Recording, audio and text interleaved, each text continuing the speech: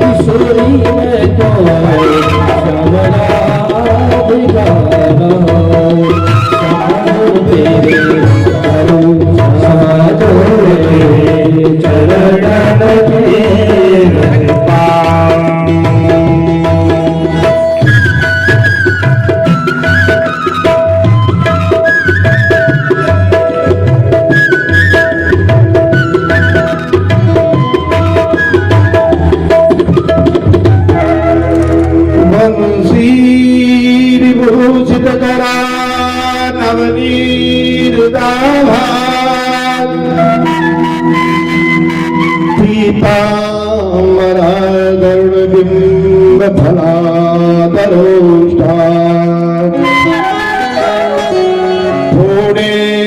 तो सुंदर मुखातर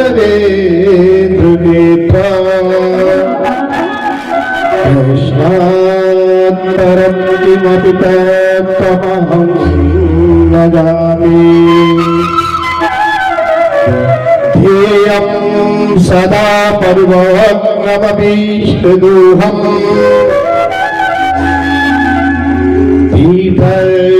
पदम शिवविरञ्चुतं शरण्यं विद्यातिहं प्रणतिपाल भवाप्यपूतं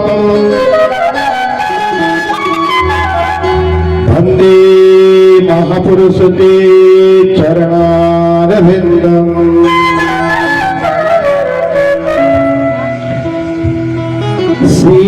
सीतानाथ समारंभायां श्रीरामानंदाय मध्यमम् अस्मदाचार्य प्रियंतम् वन्दे गुरु परम्पराम्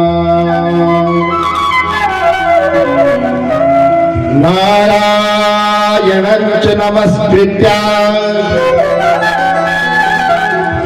नरं चैव नरोत्तमम्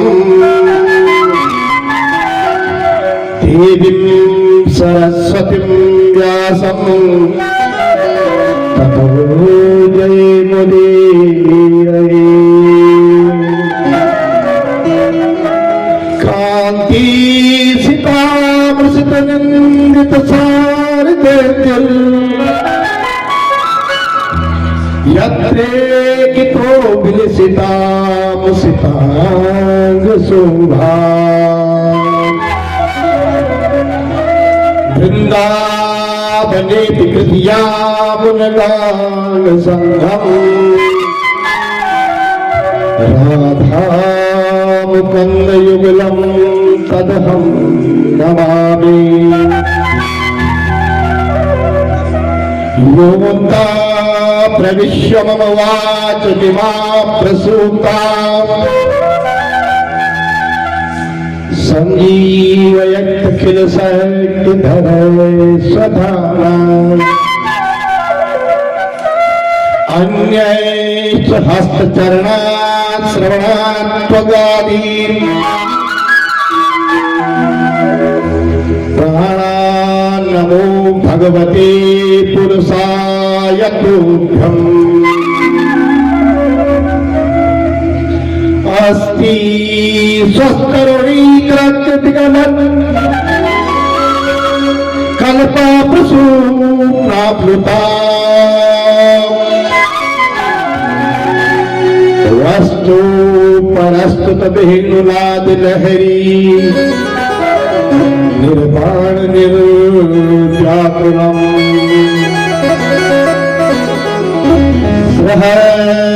सहस्र निबद्ध विलसन् गोपी सहस्रावृता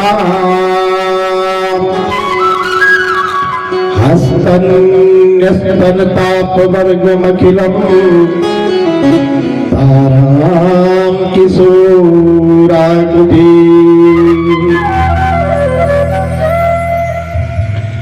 किरीट केयोर महारमेश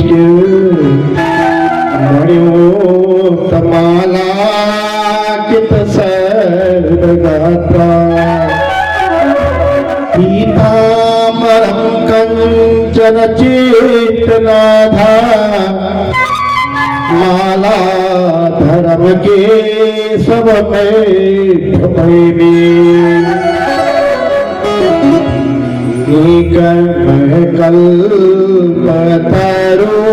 कल्पतरोर्गलितं फलम् सुखमुखादमृतं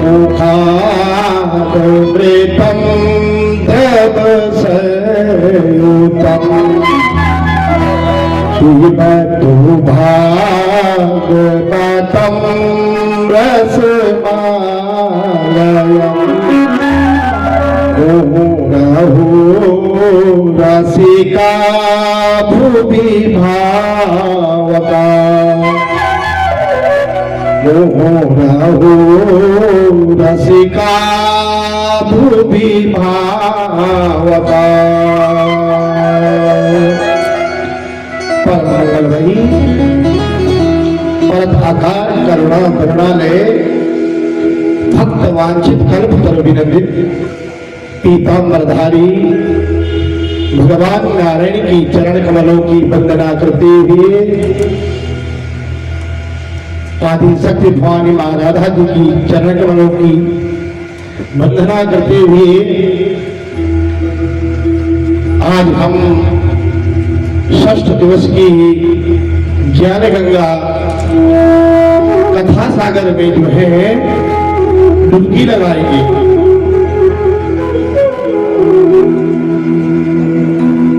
सर्वप्रथम मंडप में विराजमान विद्युत वर्ग भक्तिमती माताएं एवं भागवत प्रेमी श्रोतागण व्यासपीठ से सभी का अभिवादन करते हुए हम आज छठवें दिन की इस कथा में प्रवेश कर रहे हैं।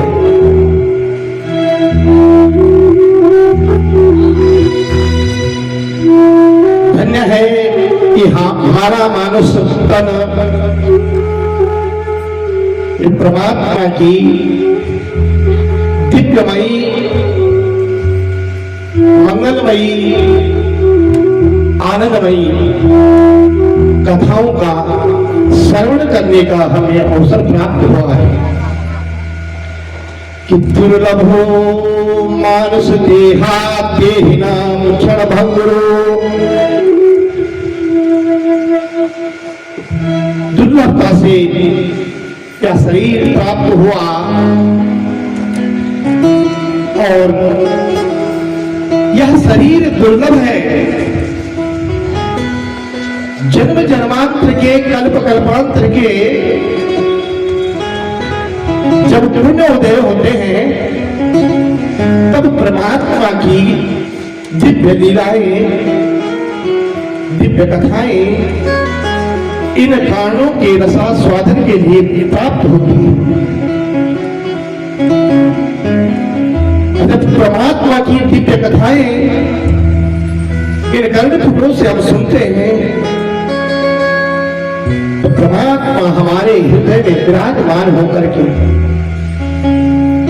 पुनः प्रविष्टे कर्ण स्वानुभावा स्वरूपा धुनोतसा ममलम्यस्य सरदः सलीलया यथा। परमात्मा हमारे हृदय में कानों के रास्ते प्रविष्ट होकर के और हमारे हृदय के जो भी विकार हैं उन विकारों को धो देते हैं। ये परमात्मा हमारा जीवन धन्य है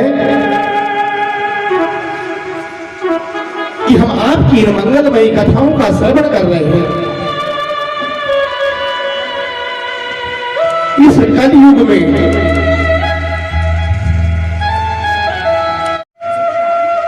तो उन्होंने कहा कि जो फल सतयुग त्रेता और द्वापर में तप योग और बल से नहीं मिल पाता, वह फल इस कलयुग में करो के सब संकीर्तन भगवान के संकीर्तन से प्राप्त हो जाता है। इसलिए जो है परीक्षित ने इस धरा पे इस कलयुग को रहने दिया। तो सर्वप्रथम कथा में प्रवेश करने से पहले हम प्रभु नाम का संकीर्तन करेंगे। सभी के सभी भगवान नाम का संकीर्तन करेंगे। श्री राधे गोविंदा सब बोलेंगे। मन भजले हरि का प्यारा नाम है, का प्यारा नाम है। श्री राधे गोविंदा मन भजले हरि का प्यारा नाम है। श्री राधे गोविंदा भजले हरि का प्यारा नाम है। गोपाला हरि का प्यारा नाम है, नंदलाला हरि का प्यारा नाम है।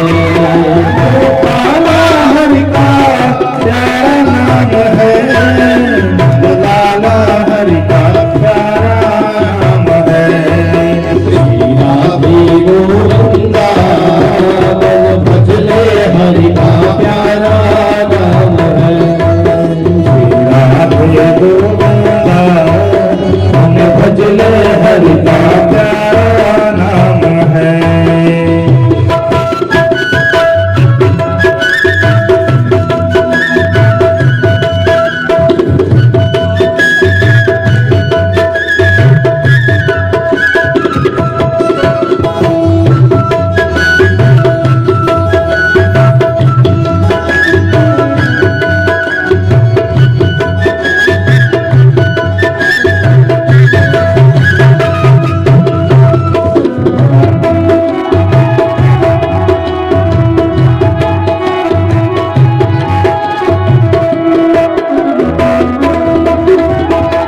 बजाने में जो है कंजूसी नहीं, खुल के ताली बजाओ।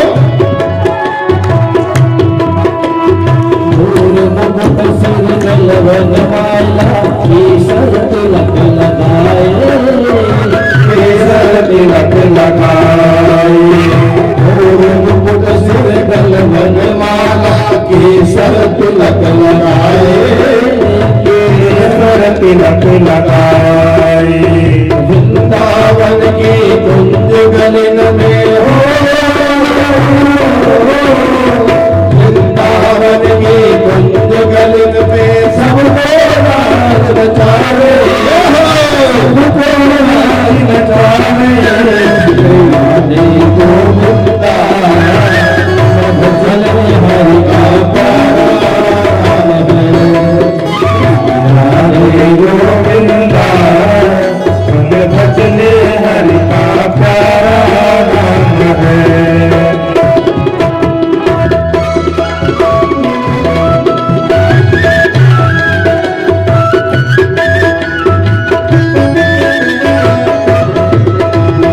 गिरधर नागर कहती मीरा सूरप श्यामल भाया, सूरप श्यामल भाया। गिरधर नागर कहती श्यामल भाया, राम और राम देव ने हो, राम और राम देव ने विठ्ठल विठ्ठल जाया, विठ्ठल विठ्ठल जाया। श्री राधे गोविंदा भजले हरि का प्यारा नाम है। श्री राधे गोविंदा भजले हरि का प्यारा नाम है।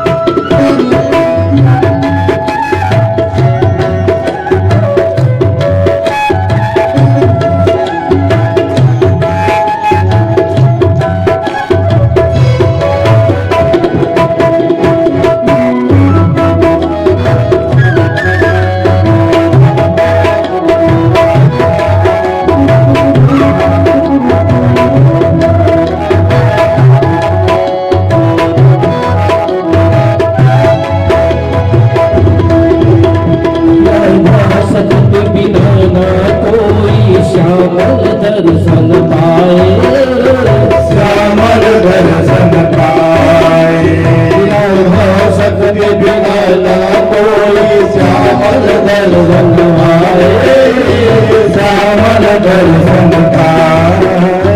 हर धर पर राधे राधे हो,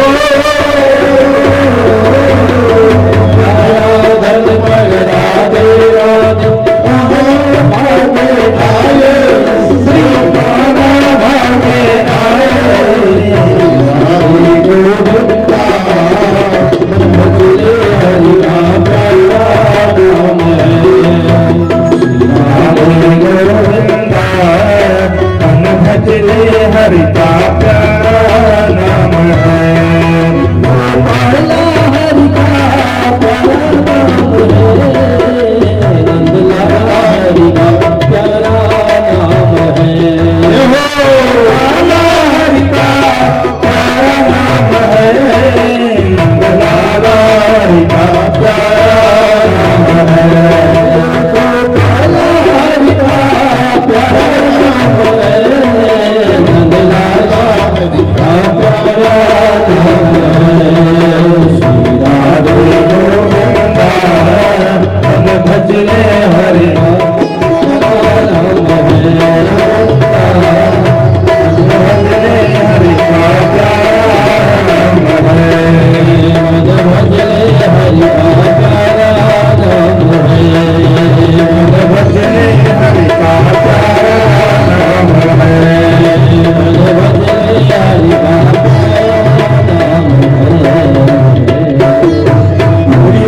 श्रीमद् भागवत महापुराण की विशाल भगवान की बोलिए गंगा मैया की। अब हम कथा ज्ञान गंगा में आगे बढ़ते हैं। अब आप बताइए, कोई बता सकता है कि कल कथा कहाँ पे विराम हुई थी? पता है किसी को? नहीं है? कहाँ पे? ब्रह्मा जी को श्राप दिया था भगवान ने कि तुम नेत्रहीन पैदा हो गए। तो ताली बजाओ इनके लिए। तो भगवान श्री कृष्ण ने जो है श्राप दे दिया ब्रह्मा जी को कि तुमने जो है हमारे ग्वालों को और गयों को चुरा के ब्रह्मलोक ले गए। ब्रह्मा जी ने माफी भी मांगी, अपना मुकुट जो है भगवान कृष्ण के चरणों में रखा, परंतु भगवान ने श्राप दे दिया। उसके बाद अगला जन्म ब्रह्मा जी का महाराष्ट्र में एक ब्राह्मण के घर हुआ। एक धर्मनिष्ठ ब्राह्मण, ज्ञानी वेद पाठी, जो संध्या उपासना में नित्य प्रनित्य कर्म को करते थे, परंतु कोई संतान नहीं हुई। वह ब्राह्मण हनुमान जी का परम भक्त था। हनुमान जी से विनती की कि मेरी कोई संतान नहीं है, मुझे संतान का वरदान दीजिए। और कालांतर जो है उनके यहाँ एक संतान हुई, पर वे जन्म से ही नेत्रहीन हुई। पुत्र जन्म होने के बाद कुछ समय बाद ब्राह्मण की मृत्यु हो गई। महाराष्ट्र में जो है अकाल पड़ गया। पिता की मृत्यु के बाद नाभाजी और उनकी मां फल फूल घास इत्यादि खाकर के जो है अपना पेट पालते थे। जब अन्न कहीं मिला नहीं, वहां से भ्रमण करते करते महाराष्ट्र से राजस्थान की ओर आए और नाभाजी की माता ने जो है सोचा कि नेत्रहीन बालक है, इसे अपने साथ कहां तक घुमाऊं। एक जंगल में एक पेड़ के नीचे नाभाजी को बिठा दिया और भोजन ढूंढते ढूंढते ढूंढते उनकी माता जी का भी जो है प्राण अंत हो गया। एक दिन नाभाजी ने जब पुकारा, किसी ने उनकी बात नहीं सुनी, तो नाभाजी ने कहा संसार के लोगों को पुकारने से कोई फायदा नहीं है। स्वयं भगवान का स्मरण किया, ध्यान किया, प्रभु अब आप ही मेरी प्राणों की रक्षा करें। अल्लादेव जी और अग्रदास जी जो है हरिद्वार में जो है कुंभ था, कुंभ स्नान करके लौट रहे थे। लौटते लौटते जैसे राजस्थान में पहुंचे, वहां से दो मार्ग मिल गए, एक जंगल की ओर जा रहा था और एक शहर की ओर। अग्रदास जी, आप इस नगर मार्ग को छोड़ करके और वन मार्ग को चलिए, आगे जाकर के आपको एक अनोखा रत्न मिलेगा। देवी और अग्रदास जी ने क्या इस संसार के रत्नों का हम क्या करेंगे, परंतु जिस आकाशवाणी ने कहा कि उससे जगत का कल्याण होगा, तो चलो देखते हैं। और वे वन के रास्ते चलते चलते जो है उस स्थान पर पहुंचे जहां नाभादास जी जो है एक पेड़ के नीचे बैठे थे। वहां जैसे ही पहुंचे, किसी ने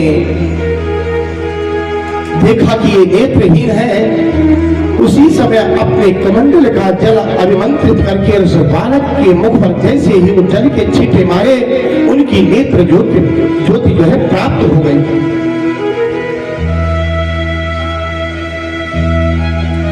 दुल्हादेव जी और अग्रदास जी जो है उस बालक को अपने साथ जो है अपने आश्रम में ले गए। उसका यज्ञोपवीत संस्कार किया। अब यहां पर आप भगवान का ध्यान करो, परमात्मा की सेवा करो। तो नाभादास जी ने कहा, प्रभु मैं तो अनपढ़ हूं, मैं कैसे परमात्मा का ध्यान करूं, स्मरण करूं, स्तुति करूं। बस मुझे कोई सेवा का काम दीजिए जिससे मैं परमात्मा की सेवा, गुरुजनों की सेवा कर सकूं। अग्रदास जी ने कहा, बेटा ठीक है। उस समय जो है बिजली इत्यादि नहीं थी, गर्मियों का दिन था, तो उन्होंने कहा बेटा आप यहां पर जो है पंखा सेवा करो। एक कपड़े पे जो है रस्सी बांध करके उसको हिला के जो है हवा उठती थी। तो अग्रदास जी नित्य अपने ध्यान में अपने ठाकुर की पूजा में लीन रहते थे और नाभादास नारायण दास जो है उनकी सेवा करते थे, पंखा सेवा। तो अग्रदास महाराज जी जो है भगवान की कैसी पूजा करते थे, मानसी पूजा। सबसे बड़ी होती है मानसी पूजा। मन से भगवान को जो है बुला रहे हैं कि भगवान आ गए, भगवान को बिठा दिया चौकी में, अब भगवान को सुंदर जो है स्नान करा रहे हैं। परमात्मा को स्नान कराने के बाद सुंदर सुंदर वस्त्र पहना रहे हैं, पूरा भगवान का श्रृंगार किया।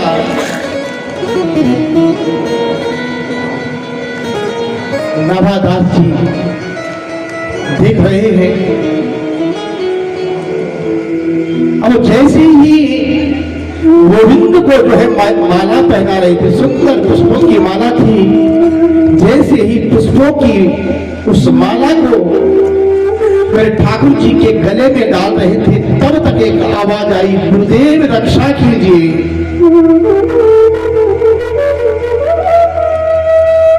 समय अग्रदास जी का एक शिष्य था जो व्यापारी था, समुद्र के रास्ते विदेश से जो है व्यापार करता था। अचानक आंधी तूफान आई और उसकी नाव जो है समुद्र में डगमगा गई। बस लगता था कि अभी नाव डूबती है।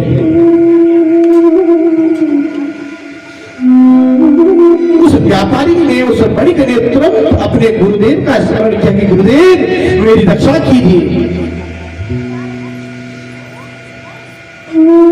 तुरंत जो है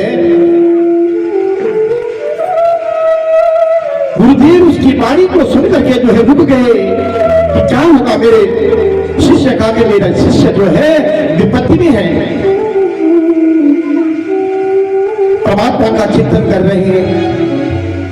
तब तक जो है नाभादास जी को यहां एहसास हो गया कि मेरे गुरु जी किसी चिंता में जो है पड़ गए। तुरंत ध्यान लगाया कि मेरा गुरु भाई जो है किसी विपदा, किसी संकट में पड़ गया है। तुरंत परमात्मा का चिंतन किया कि प्रभु, हे दीनानाथ, हे करुणानाथ, हे जगन्नाथ, मैंने जो सच्ची निष्ठा से अपनी गुरु की सेवा की हो तो मेरे गुरु भाई का जहाज स्थिर हो जाए।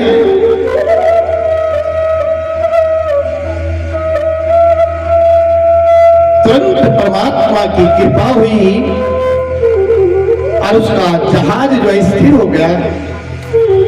और नाभादास जी जो है अपने गुरुदेव से कहे, गुरुदेव अब आप ठाकुर को प्रेम से माला पहनाइए, मेरे गुरु भाई का जहाज स्थिर हो गया। नाभा जी की इस वाणी को सुनकर के अग्रदास जी बड़े चकित रह गए। अरे नाभा,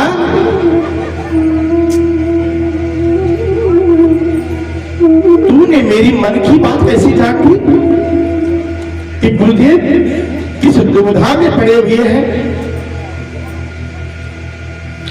नाभादास जी ने कहा, गुरुदेव ये सब आपकी ही कृपा का प्रसाद है, ये सारा आपका ही आशीर्वाद है कि जो मैंने आपकी मन की बात को जानी। अग्रदास जी बड़े प्रसन्न हुए और उन्होंने उससे कहा कि नाभा, अब तुम कलयुग में जो है, कलयुग में जितने भी भक्त हुए हैं उनके चरित्र को लिखो। नाभादास जी ने कहा, गुरुदेव मैं तो अनपढ़ हूं, मैं भक्तों के चरित्र को किस प्रकार से लिख सकता हूं? नाभादास जी को जो है अग्रदास जी ने कहा, नाभा, अरे नारायण दास, जब तू मेरी नाभ की बात को जान सकता है तो क्या कलयुग के भक्तों के मन की बात को नहीं जान सकता?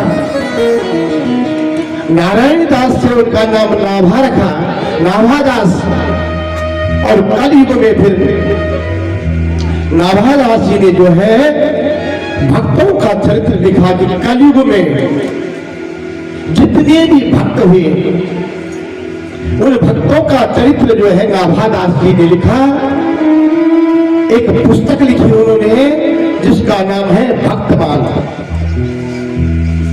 भक्तमाल में ये सारी कथाएं आती हैं कि कलयुग में कौन कौन जो है परमात्मा के भक्त उत्पन्न हुए। सतयुग, त्रेता, द्वापर में ही नहीं, इस कलयुग में भी परमात्मा ने अपने भक्तों को साक्षात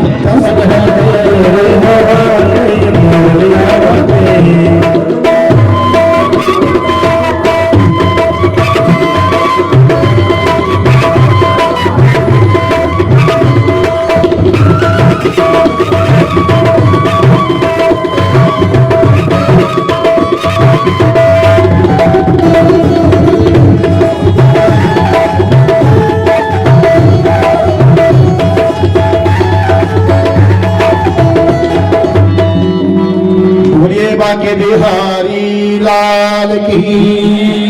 अब आगे भगवान की गोचारण लीला आती है कि जब भगवान श्री कृष्ण 5 वर्ष के हो गए तो तब एक दिन अपनी माता से कह रहे हैं कि हे मैया अब मैं बड़ा हो गया हूं, अब मैं भी जो है गाय चराने के लिए जंगल में जाऊंगा गायों के साथ। तो मैया कह रही है कि कन्हैया ये सारी बातें तू नंद बाबा से कहे। कन्हैया सुबह सुबह जाकर के नंद बाबा के पास कि बाबा अब मैं बड़ा हो गया हूं, मैं भी जो गायों को चराने के लिए जंगल में जाऊंगा। नंद बाबा ने कहा ही कन्हैया पहले मैं पंडित जी को बुलाऊंगा और जो है दिन बार निकालूंगा कि किस दिन तूने गौचारण के लिए वन में जाना है। नंद बाबा ने पंडित जी को बुलाया कि पंडित जी हमारा कन्हैया जो है गौचारण के लिए वन में जाना चाहता है, उसके लिए जो है कोई शुभ मुहूर्त निकालिए किस दिन उसको जो है हम गायों के साथ वन में भेजे। पंडित जी ने जो सुंदर दिन निकाला और नंद बाबा से कहे नंद बाबा कि कार्तिक शुक्ल पक्ष की अष्टमी तिथि बुधवार का दिन यह शुभ मुहूर्त है, उस दिन जो है आप कन्हैया को जो है गौचारण के लिए भेज दीजिए। नंद बाबा ने पंडित जी को दक्षिणा दी, पंडित जी अपने घर चले गए। नंद बाबा फिर सोच रहे कि अभी तो कन्हैया छोटा है, अभी इसको जंगल में कैसे भेजूं।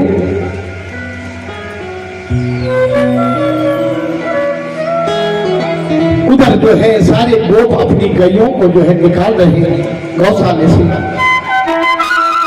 नंद बाबा सोच रहे अभी कुछ दिन रुक जाते हैं। सब ग्वालों को कहा अपनी अपनी गैया निकालो और वन में ले जाओ। सारे ग्वाल जो है अपनी गायों को गौशाले से बाहर निकाल रहे हैं, परंतु कोई भी गाय जो है गौशाले से बाहर नहीं निकल रही है। सब दौड़ दौड़ के नंद बाबा के पास गए कि बाबा आज क्या बात हो गई। अरे जो गैया बाहर भी थी वो भी गौशाले में चली गई, आज ये गैया जो है जंगल जाने के लिए तैयार नहीं हो रही है। एक मिट्टी का चबूतरा था, वहां पर बैठ करके जो है जब कन्हैया गए और अपनी बंसी की धुन उसकी तान को जब छेड़ा,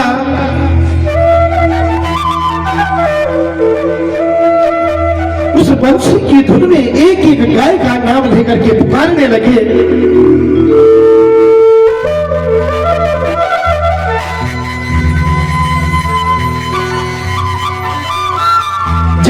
जिस गाय का नाम लेते वो गाय उनके पास आ जाती है, खड़ी हो जाती है। कोई गाय उनके हाथ चाट रही है, कोई पांव काट रही है। नंद बाबा ने देखा कि इन गायों का कन्हैया से कितना प्रेम है। गैया जो है भगवान के दर्शन कर रही है। अब जब नंद बाबा ने देखा कि गायों का भगवान के प्रति इतना प्रेम है, तो मां यशोदा ने नंद बाबा ने कन्हैया का सुंदर श्रृंगार किया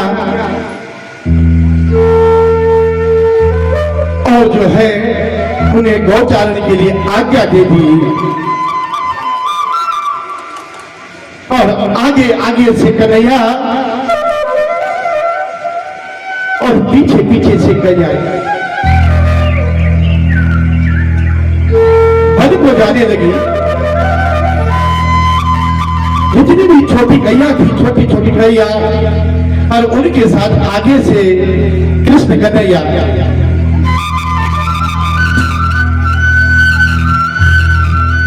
वन की ओर जाने लगे।